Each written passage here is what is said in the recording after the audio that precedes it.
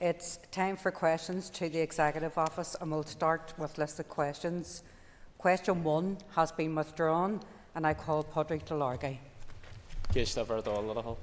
First Minister. Ebrington has been transformed, and future developments such as a new museum for Derry will strengthen its economic, social, tourism and cultural impact and value to the city and the North West. This potential will be enhanced by an inclusive and ambitious approach to creative and cultural events at Ebrington. Next month, the Yes Festival will feature creative work of women from 18 European cities and renowned female artists. Support from the Executive Office is enabling a major outdoor art installation and community activities on the square, showcasing diverse creative opportunities for the site.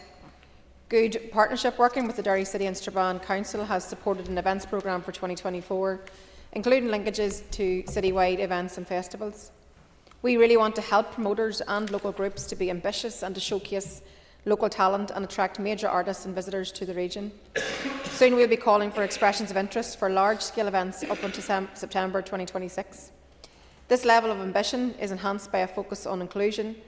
Ebrington is used year-long by local people and groups for community, sporting and charity events, large and small, and we really want to support that also. Building on views expressed by political, community and business representatives during our recent engagement work, a series of public events will now take place in June to explore better ways of working together that will realise the full potential of the Ebrington site. Thank you. Padraig Delargy for supplementary. I thank the First Minister for her answer and for her ongoing commitment to this site. As she's well aware, the people of Derry want concerts back in Ebrington Square. What can the Council and the Executive Office do to work together to ensure that not only does this happen, but the number of events increase to put our city back on the map as a world-class music venue? Can I thank the member just again for the continued interest in the site and for the promotion of the site. And as I've referred to, there's many different types of community arts-based sporting and charity events that occur.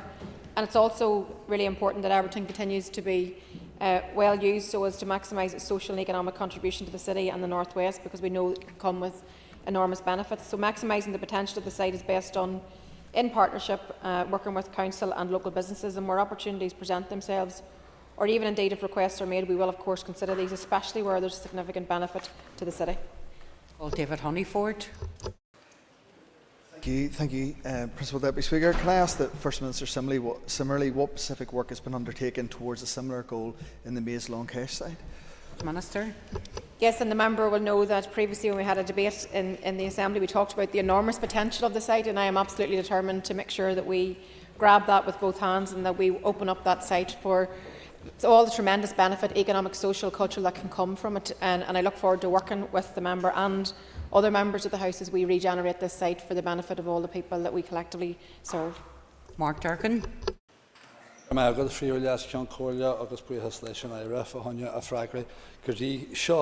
Certainly welcome progress on Ebrington Square and welcome commitment to attracting high quality acts there in the future. But just in terms of the day-to-day management of Ebrington Square, can the Minister give a commitment to ensure that the square is clean and it is safe? There's been a huge increase in the amount of vehicular traffic using the square that has until recently been pedestrianised. I will ask the Minister for a commitment. Okay.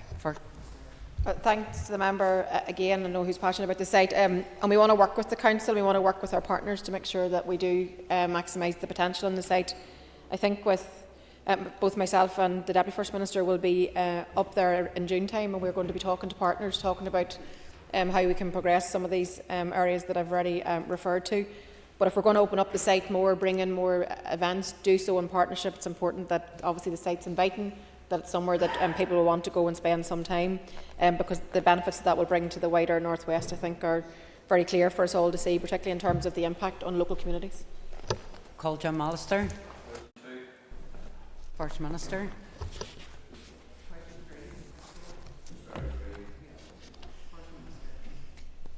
Our department has been representing the interests of victims and survivors for many years. We remain committed to ensuring that their needs continue to be met. A consultation has recently closed on the new draft strategy for victims and survivors, and we will shortly be considering the findings. A key part of the strategy will be providing support for victims and survivors and their families as they move forward from experiences of the past. The draft strategy recognises the importance of truth and justice and the need to work together towards greater societal recognition of the hurt, loss and trauma of our past. We will continue to provide support for victims and survivors in dealing with the legacy of the past, and will take a flexible approach to dealing with changing needs and circumstances. This will include providing support through the Advocacy Support Network, which is delivered by community organisations funded by VSS, and which is expected to be part of the forthcoming Peace Plus programme. And as Ministers, we are wholeheartedly committed to continuing the work of reconciliation between all of our people. Jim Allister for supplementary. Now, First Minister, try my question, which you avoided.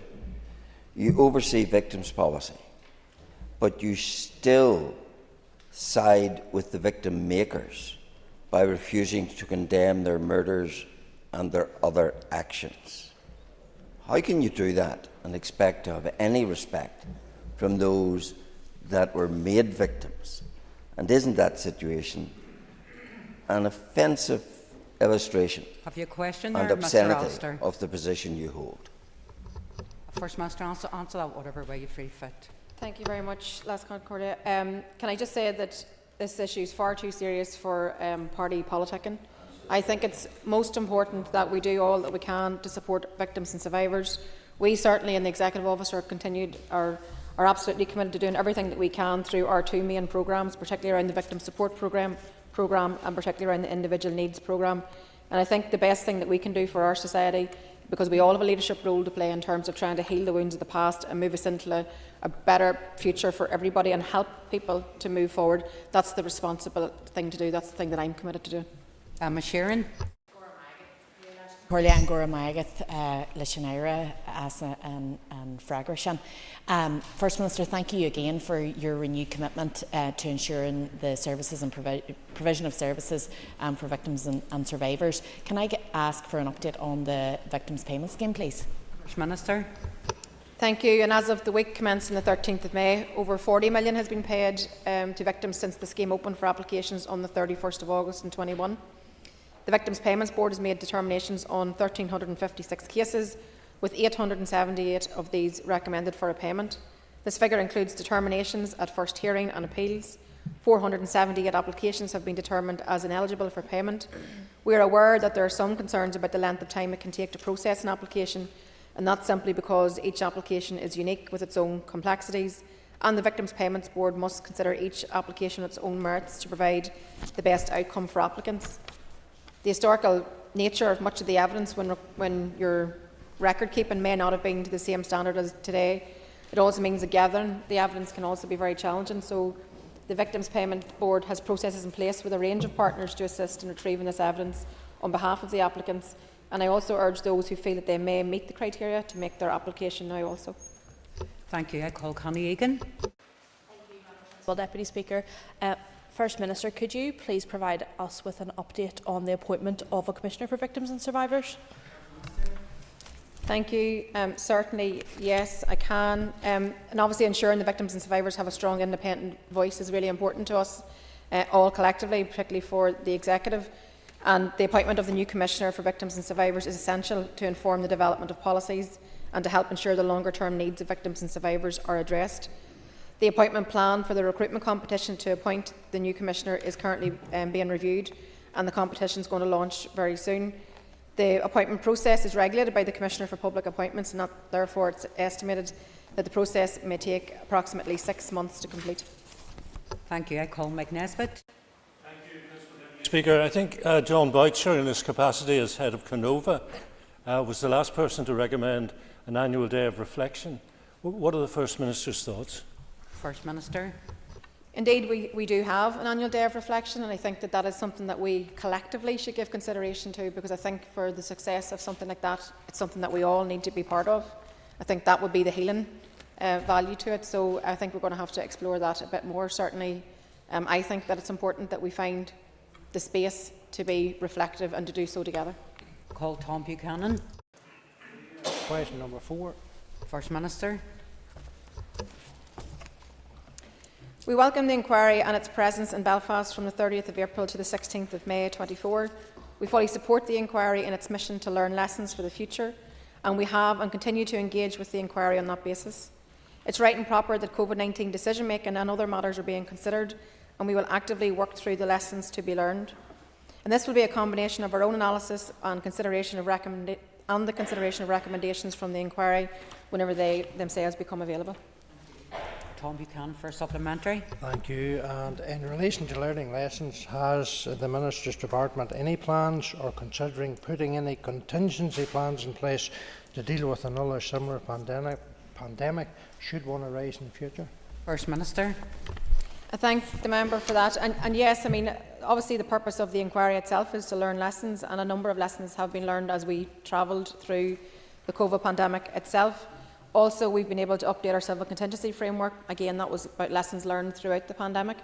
But it's very clear to us that we have to embrace the recommendations of the inquiry whenever it does complete, because it is unfortunately inevitable at some juncture in the future there will be another pandemic. So I think that given that this was such a global pandemic that was unprecedented to all of us, I think there's no doubt that there's many lessons to be learned, and we will be able to put them into effect. The inquiry has finished its this module anyway for here. It will be sitting again to hear more evidence, but then we'll have the fulsome reply, and then the executive as a whole will have to take those recommendations on board. I call Matthew O'Toole. Thank you, Principal Deputy Speaker. First Minister, after the RHI inquiry was published in March 2020, which was just as the COVID pandemic was spreading, you said, "We need open government," this is a quote, "where decisions are properly scrutinised day and daily, no hiding place for malpractice." First Minister, the COVID inquiry was not able to get hold of key evidence because of deleted digital devices. Can you confirm whether those WhatsApp is still being used to do government business, and if so, are you sharing a record in real time with civil servants so that they can keep that record and it can't be deleted? Thank you. Thank you. Clearly, it was our understanding at the time that the Department operated on a robust record system detailing all the required information of decisions made, engagements, meetings regarding departmental business, and I think we were all fulsome in terms of setting that out to the inquiry. It's also understood that all that information was recorded and retained by departmental officials. However, I mean, I think, as I just said previously, there's no doubt there's lessons to be learned. There's no doubt that the head of the civil service has set out to ensure that everybody fully understands best practice in terms of the operation of executive business, and also that everything is commended to the official record. I call Liz Kimmins. I thank the First Minister for her answer so far. Would the Minister agree with me that the COVID inquiry is an important platform for the bereaved families who lost loved ones during the pandemic, and that lessons must now be learned right across all departments? Yes, and I think that's what we know right at the heart of the inquiry. So I absolutely agree with the member, and our thoughts will always be with those loved ones during this most challenging and horrific and difficult period that they lost so much. As I've said, we fully supported the inquiry and its mission to learn lessons for the future, and we will continue to engage with the inquiry on that basis. It's absolutely right and proper that the COVID-19 decision making and other matters that are being considered will be taken on board, and we'll actively learn lessons which will complement what we have brought forward in terms of our own analysis, but obviously the inquiry will also have recommendations to make.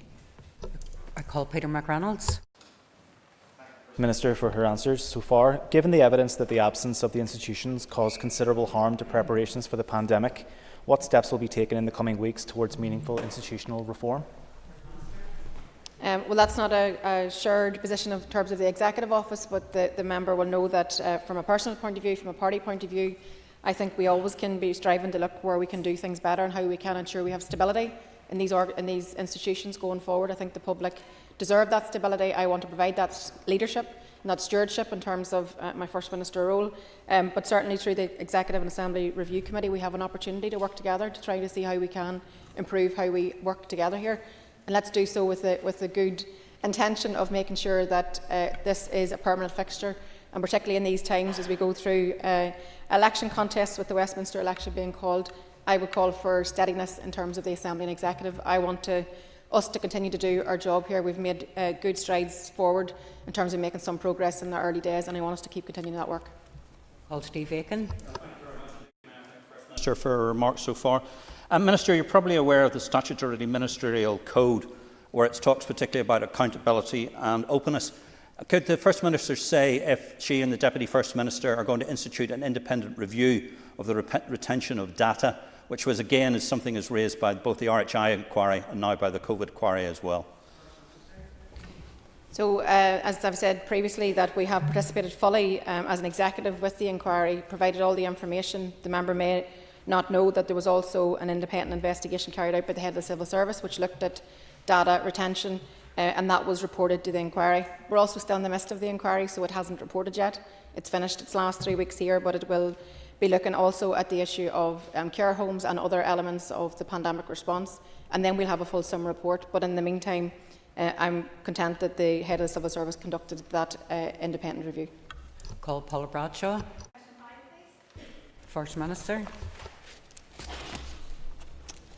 Since the publication of the last international relations strategy in 2014, there have been major shifts in both the geopolitical and the macroeconomic landscapes against a backdrop of issues arising from the global pandemic. As a result, both local and international priorities have evolved. In parallel, international interest in all that we have to offer continues to grow. We have a reputation as one of the world's best business set-up partners and an investment destination of choice. In order to reflect both the continued focus on the wellbeing outcomes and further changes in the international landscape, our officials have undertaken extensive preparatory work and engagement, and officials are now in the process of preparing a draft international relations strategy, which will form the basis for further engagement and also a public consultation.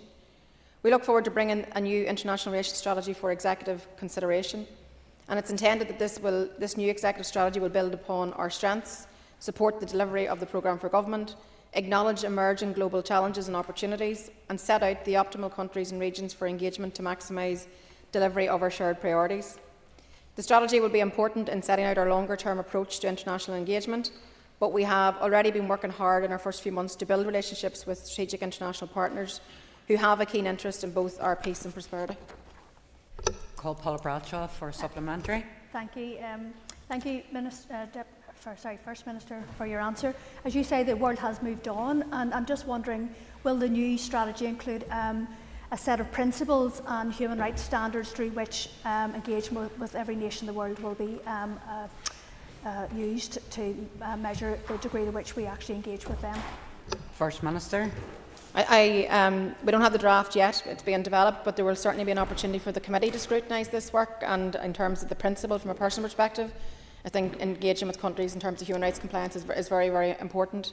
So I think that as we look towards just that changing global picture, the global events, conflict, a post-Brexit world, post-pandemic, there's a lot of things that have changed, and that has to be factored into our work that we're doing in terms of our international strategy. But I'm hopeful that we will be able to have an executive consideration of a fulsome strategy in autumn. Call Fulton McGuigan.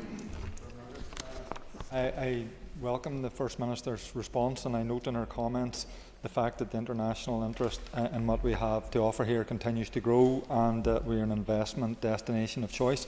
Can I ask the First Minister, therefore, to outline what international partners that ministers have met since taking office? Yes, since taking office, the Deputy First Minister and I, along with junior ministers, have seen firsthand the level of interest and enthusiasm shown by our international partners, even from very early days. And during that time, we have, and our officials have supported visits from over 20 different countries. We've had the pleasure of welcoming the Prime Minister of Kosovo, ambassadors from the US, EU, Germany, China, Japan, to name just a few.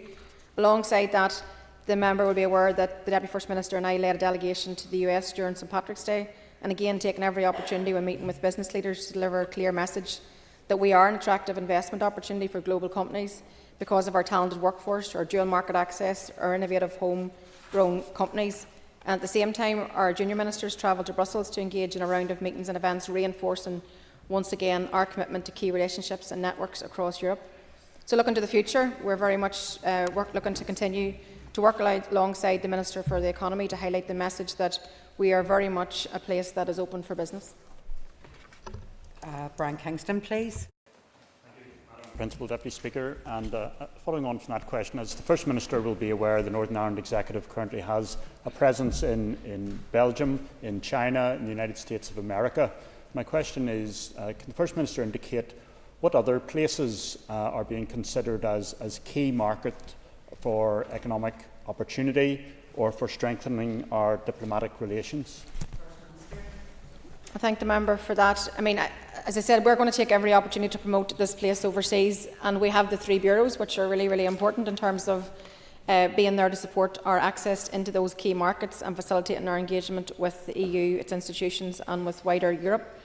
But also equally alongside those key locations of Brussels, Washington and Beijing, there are also interests elsewhere. So we're going to work in terms of our international strategy to work with InvestNI, because they also have a presence in 30. They have 30 other international offices. So I think it's really, really important that the work that InvestNI do, the work that we do in the Executive Office in terms of the international strategy, that these things work alongside each other and that they become wider networks in which we can deliver our shared priorities. So I think in terms of the actual places of interest, I think that will become more evident just as we develop the strategy. Justin McNulty. Ashkan Corla. First Minister, thank you for your answers thus far. In terms of promoting international relations, could there be a better way than hosting a global soccer tournament in West Belfast at the GEA HQ in Belfast, Casement Park, a newly developed Casement Park? And will the First Minister and Deputy First Minister both be putting their shoulders to the wheel to ensure Casement gets built in time for that tournament? First Minister. Yes, I can say that I absolutely concur in terms of the enormous economic benefit, the sporting benefit, the legacy the Euros would lead. This is an opportunity for not to be missed. I note some of Richie Sunak, the Prime Minister's commentary last week in terms of substantial contribution. We look forward to some figures being put to that statement, but it's very clear that the enormous benefit that we would have from the Euros is something that we must grasp with both hands, and also in turn Casement Park will be built. Call Peter McReynolds.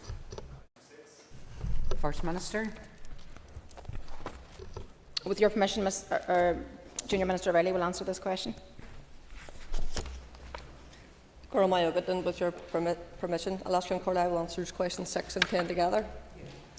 We want to reiterate that ending violence against women and girls remains one of our key priorities, and we are committed to bringing forward the strategic framework and action plan for consideration by the Executive Committee as soon as possible. The recent murder of Catherine Parton only highlights the urgency required, and we want to extend our sympathy to Catherine's family and friends at this extremely difficult time. We are currently given the very active consideration to final options, and it is anticipated the updated framework and action plan will be brought to the Executive very shortly. I call Peter McReynolds for a supplementary. I thank the Junior Minister for her response, and can I congratulate her on the appointment in her new role since we last saw each other. Can the Junior Minister outline what resources will be available during this and future financial years to ensure the implementation of the strategic framework? Yeah, and I thank the member and thanks for his words of congratulations. And as the member will know, we are operating in a very difficult budgetary situation. The impact of that is being felt across departments and within our communities, and we're actually just hearing that as the budget is debated here today. Work is ongoing to develop a costed action plan to support the delivery of the strategic framework, taking into account the wider financial implication across all departments. I know that the member, as do we, want to make sure that this framework has the impact and delivers on the step change that is needed to society in ending violence against women and girls. We will continue to engage with our executive colleagues and partners on this crucial area, and we are absolutely committed to bringing this framework forward as soon as possible. Call Malaysia McHugh for supplementary.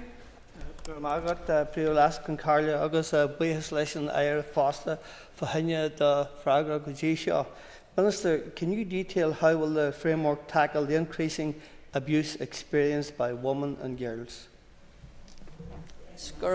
Yes, the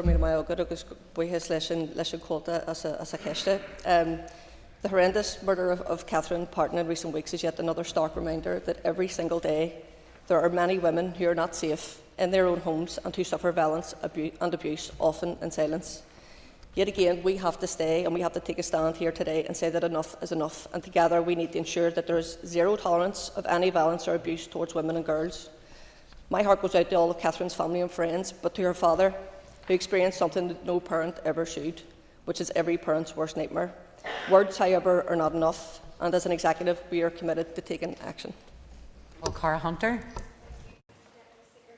2 weeks ago, the other Junior Minister had touched on the Department was engaging with the Health Minister to ensure they had a conversation about loss of women's aid funding. Can you update the House today on those engagements that you've had, and if you will ensure that this funding is provided? Junior Minister.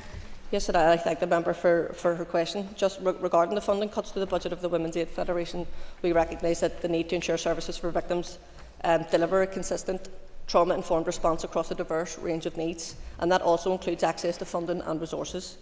We absolutely acknowledge the good work being carried out by delivery partners, and that includes Women's Aid in very, very challenging circumstances. And as I said before, we will continue to engage with our executive colleagues in relation to funding for Women's Aid Federation and other delivery partners. I call Daniel McCrossan.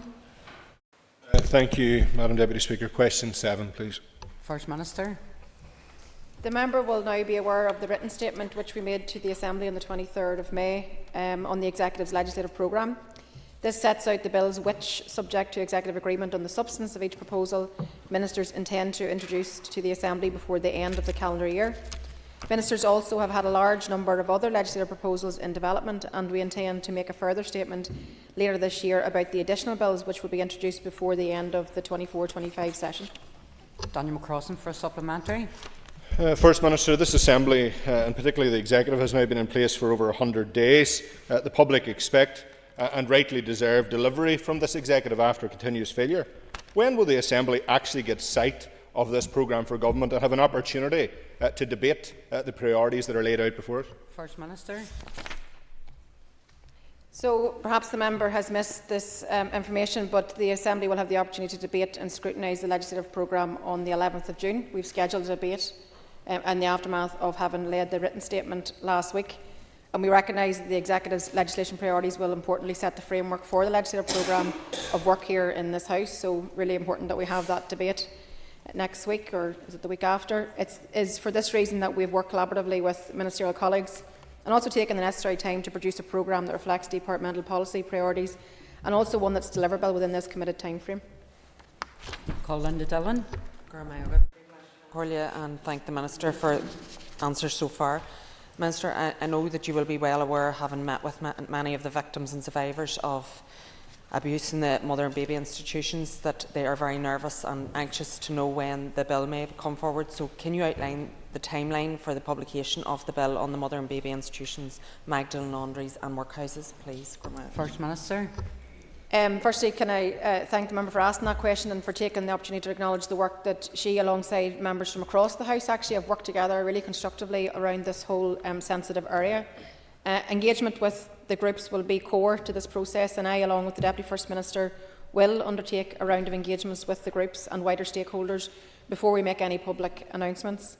And I can update that we are progressing legislation to establish both a statutory public inquiry and a financial redress scheme for those impacted by their experience in mother and baby institutions, Magdalen laundries and workhouses. As the member appreciates, there are a number of complex and sensitive issues which have to be considered ahead of the next key stage, which is to bring a proposal to the Executive colleagues with the intention of launching a public policy consultation ahead of the summer recess. Following analysis of those responses, then the draft bill can be finalised and will be brought to the Executive for its agreement and then introduced into the Assembly in 2024.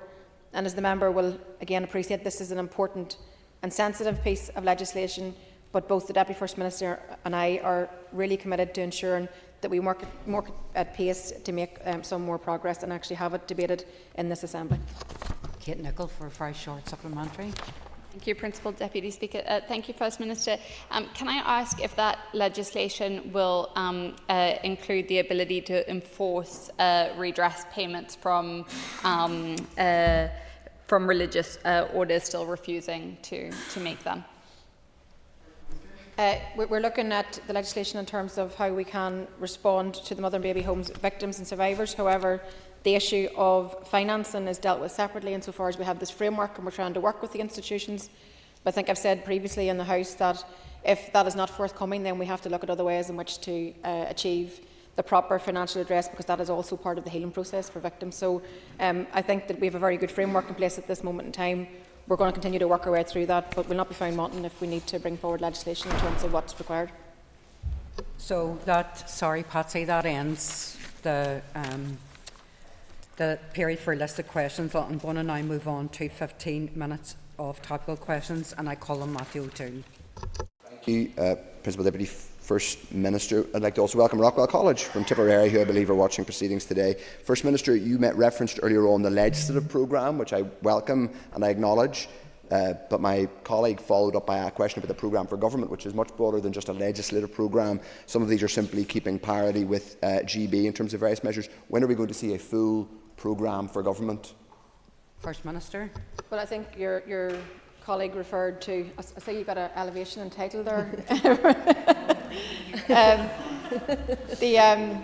Your colleague asked a question about the legislative programme specifically, so I was answering his question. However, I mean, it's important that we get the trilogy, if you want to call it right. We've got the legislative programme, the budget, which is being debated throughout the course of today, and the programme for government.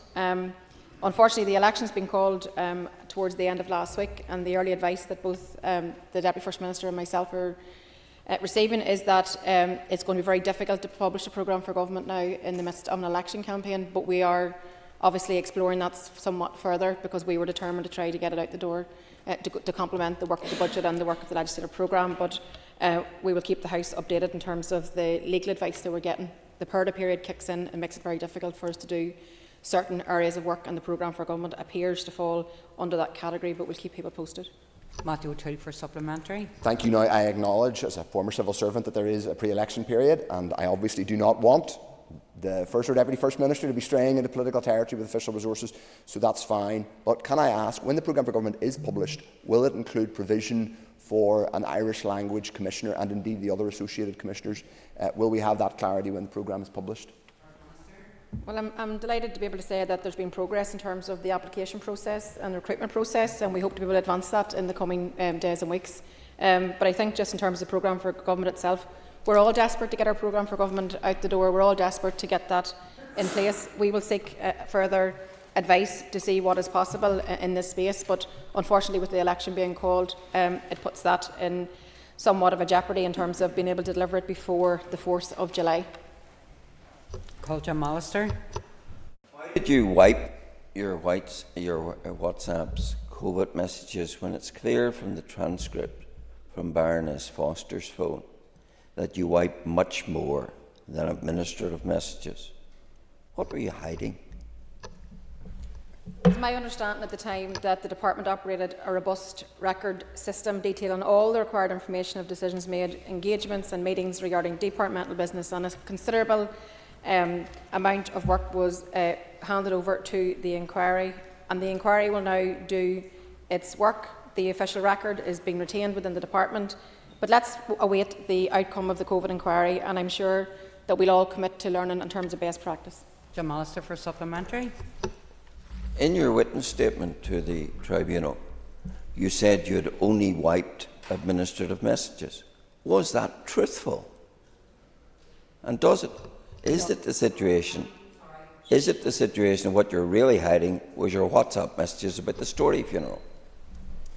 First Minister, respond to that, whatever way you feel fit. Thank you. I don't expect anything less from the member, only messing and nonsense. Look, I think it's important that whenever it comes to the COVID inquiry, that we're all committed to learn lessons. I believe, as I said in the inquiry itself, I believe that all 5 parties of the executive worked very hard through an unprecedented time, an unprecedented global crisis, to try to get people through to the other side. And of course we'll all learn lessons, and of course we'll all take that on board as a result of the inquiry. That's the purpose why we've all participated in it and given over so much time to try to learn those lessons, some of which we've already brought into play, and others will come over time in terms of the lessons that come from the inquiry itself. Call Malaysia McHugh. I've got will ask Carla, Minister, do you agree with me that the holding of the Euros in 2028 creates an unprecedented economic opportunity that will significantly benefit all of the community? First Minister. Yes, I absolutely do. Hosting the Euro 28 football in Belfast is an unmissable opportunity. As I've said, it's going to create millions into the local economy. And I also think that the recent report commissioned by Ulster GAA has revealed that hosting these games in the north would be worth over 100 million to the local economy. And those figures speak to the economic benefits of hosting these games, and hosting this championship in a newly developed Casement Park is also an unmissable and unique economic opportunity that will leave an unprecedented legacy for local sport. Malaysia McHugh for supplementary. Minister, will you commit to doing all that you can to ensure that the Euro 28 bid is successful? Yes, I believe such opportunities can't be missed, should not be missed, and of course I will continue to do all that I can to ensure that we have a state-of-the-art stadium that's fit for purpose and that the Euro 28 bid is a success that everybody wants it to be, because I genuinely believe that is the case. And we now just need to see an end to the dithering, and we need the British Government to deliver its commitment to provide funding for the stadium and without any more delays. Call Doug Beattie. First Minister, amendments to the Ministerial Code to incorporate changes made by the Executive Committee Functions Act 2022 were agreed in 2020 were agreed in February 2022. Notwithstanding 2 years of this place being down, can I ask the First Minister, when are we likely to see the new or amended Ministerial Code? Yeah, I know this is an area that the member brought forward. I don't have the actual time frame, but I will come back to you. I know that's an area that you were particularly keen to see advanced, and I think with no institutions in place it wasn't put into place, but it needs to be brought into place, so I'm happy to respond in writing. Supplementary. And thanks, First Minister. And I guess the point that I'm really getting to is this: the Ministerial Code no longer reflects legislation. Therefore, can I ask, has the Attorney General given a view on the validity of the present Ministerial Code? Again, as part of the response in writing, I'll confirm just if the AG has expressed a view. Nothing that I am aware of has come to my attention, but I'm very happy to look into that. First Minister, in a report recently commissioned by Ulster GAA, accountants Grant Thornton stated that the hosting the Euro 2028 games here could be worth more than 106 million to the local economy. Does the First Minister agree with that assessment? First Minister. Yeah, I mean, I think, as I've said previously, the economic benefits are clearly transformational, actually, and it's an epic opportunity to have such a world-class championship to be here in 2028. And imagine just the knock-on impact that would have for young people, for sport, just that legacy that can be left as a result of it. So we have to be ambitious about our place in the world. We have to be ambitious about our ability to host this, and I am really absolutely committed to making sure that all opportunities are maximised. Gildernew for a supplementary. Do you believe that British Prime Minister Sunak should be clearer on their financial commitment to the building of Casement Park? Yes, absolutely. I mean, I think we need to see some urgent clarity from them in terms of how they're going to contribute. We've had the language of substantial contribution made over and over, but now what does that look like? Because this will be the unlocker of a huge economic driver and to ensure that we're at the heart of hosting one of the most prestigious tournaments in the world. Also, as the member is aware, Casement Park is a flagship project for the Executive and an NDNA commitment that it will be built. Emma Sheeran. Pre-Waira, I'm sure, like myself, you have seen over the weekend the horrible images that have flooded all of our screens from Gaza. Do you agree with me that Israel's barbaric attack on a refugee camp full of displaced Palestinians is another example of why we need a complete and total ceasefire in Palestine? First Minister. I'm speaking personally in this regard, but there's no doubt that over 1 million Gazans are sheltering in Rafah with absolutely nowhere to go. And over the weekend, I think we've all witnessed the just pure horrendous scenes of charred remains and bodies under the rubble of a refugee camp in ruins. Israel's ongoing indiscriminate slaughter of the Palestinian people must end, and the international community must finally take a stand against Israel's genocide, their ethnic cleansing and their collective punishment of Palestinians. All hostages should be released immediately, and aid must be allowed to flow freely into Gaza. Israeli forces must withdraw from Gaza and the West Bank, and a peaceful settlement must be agreed through peace negotiations leading to a viable Palestinian state. I'm Sharon for a supplementary. Yes, leis an éire fahanya and fragration.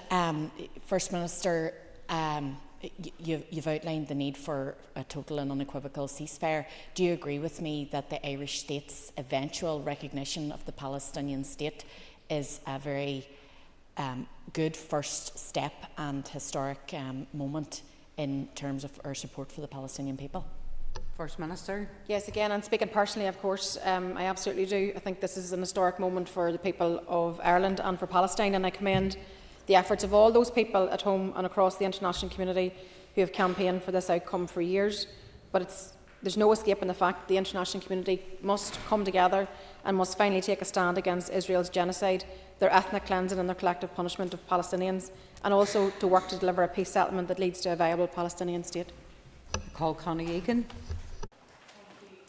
Principal Deputy Speaker. First Minister, last week the Northern Ireland Affairs Committee published a letter to the Secretary of State which showed that the UK Government would be willingly in breach of the Good Friday Agreement if there was a withdrawal from the European Convention of Human Rights. What's your assessment of this, and how will you act to ensure human rights are protected in Northern Ireland? First Minister. Again, as the member will be very aware, we're all aware who are elected to this place that human rights underpins our Good Friday Agreement and our peace agreement, and it's vitally important that it is respected and upheld. We are now in an election period. What comes out the other side of that, perhaps some of the damage that's been inflicted by the Tories over the past 14 years could be reversed. But I think that it's very important that we stand very firmly in defence of our own peace agreement and the human rights implications that underpin it. Connie Egan for supplementary. Thank you, First Minister.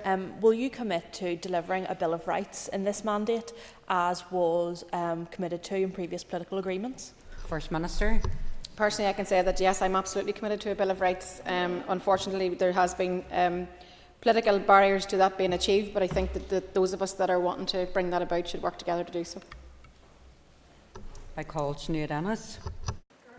Principal Deputy Speaker. First Minister, this year already too many families have experienced untold hurt, heartbreak and loss as a result of the non-upgrading of the A5 road. Can you confirm that the A5 remains a flagship executive priority and a flagship executive project? First Minister. Yes, the A5 is, as the member rightly says, one of the most dangerous roads in our island and has been the scene of heartbreak for far too many families. Delivering the transformation of the A5 road will save lives and make this road safer for everybody. It's so deeply frustrating that continued legal challenges have held this vital project up and stalled the delivery of a first-class road from the North West to Dublin. However, the A5 does remain a flagship project and priority, and my colleague, the Infrastructure Minister, John O'Dowd, has said that he will make an announcement on plans for the A5 road this summer, and I look forward to that. Sinead Ennis for supplementary. I welcome those comments. Would the First Minister agree that upgrading the A5 should be a priority for Ministers North and South, and that work to upgrade the A5 should start sooner rather than later? Yes, I mean, upgrading this road is a priority for the Executive and also for the Irish Government, who recently committed £600 million towards the project. The level of tragedies and road deaths on the A5 are both a statement and a challenge that we need to urgently upgrade this dangerous road to save lives now and to help ensure that no other family suffers this heartbreak. This is a key infrastructure project which will transform lives for the better for everyone. This project will save lives, so we now need to move forward and get the road built. The tourism sector is a huge driver for economic growth, and particularly so in my constituency of Fermanagh and South Tyrone.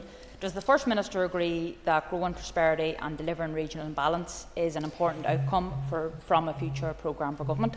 First Minister. Yeah, I think it's important and essential that all of our communities share in the benefits of prosperity, and that's why it's essential that we deliver on sort of the key infrastructure projects such as the Narrow Bridge, the A5, the A29 road schemes, as they will enhance mobility and connectivity communities, whilst also delivering on the expansion of Ulster University at Magee, maximising the potential of the Euro 28 bid. All these things, I think, are solid foundations in which to build our economy in a balanced way, because I think regional imbalance has been a factor for far too long, and I think we have an opportunity to turn that around, particularly with the vision for the economy which Conor Murphy had set out previously in terms of making sure that prosperity is felt across the board. Anya Murphy for supplementary. And I'd like to thank the Minister for her answer, and I'd like to take this opportunity as well to invite her and the Deputy First Minister to visit Fermanagh and South Tyrone to see our wonderful tourism offering in the coming period. Thank you for the invitation, and I'm sure that and hope that both the Deputy First Minister and myself will be in a position to visit Fermanagh and to see at first hand the wonderful tourism offering across the county, and we hope to do that in the coming period. Call Alex Season. Thank you, Madam Principal Deputy Speaker. Could I ask the First Minister to outline what measures are in place to ensure that the Central Good Relations Fund is distributed to groups across all constituencies fairly? Well, I think it's very, very important that Good Relations funding is distributed very fairly, and that we have a very open and transparent process in terms of how applications are assessed and then obviously awarded funding. It's also subject to an equality impact assessment as the normal procedure in terms of the programme itself. No doubt that there's going to be a challenging budget period ahead for us, but there's really good work that's been done across TBUC, CIT, the FICT work and UV work. So I think there's a lot of good pieces of work there, but a quality impact assessment underpins them all.